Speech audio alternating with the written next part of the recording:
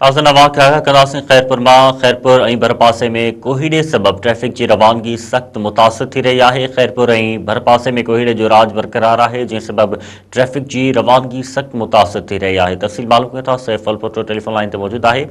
सैफ़, आगाह कजो, छा सूरत हाल है कोहीड़े जी? रोज़मर्रा की ज़िंदगी जेका है माण्हुनि जी उहा कीअं पई गुज़रे?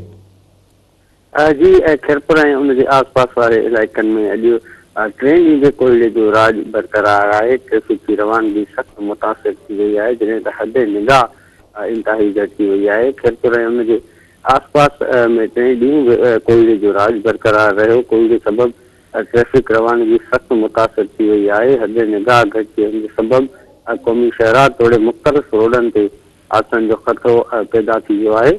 सख़्तु कोहीड़े सबबि ड्यूटियुनि ते वेंदड़ माण्हू, सरकारी मुलाज़िम तोड़े स्कूली ॿारड़ा बि सख़्तु मुतासिर थी विया आहिनि, जंहिं सबबि हू कमकार ते बि न वञी सघिया आहिनि ऐं घरनि ताईं महदूद थी विया आहिनि। ख़ैरपुर में कोहीड़े में वधंदड़ थधि सबबि माण्हू सख़्तु परेशान थी विया आहिनि, जॾहिं त गैस जी फ़राहमी बि मुअतल थी वई आहे, जंहिंजे करे जेके माण्हू आहिनि उहे घरनि ताईं महदूद आहिनि ऐं खाधे पीते जी शयूं पचाइण में बि सख़्तु मुतासिर थी विया आहिनि।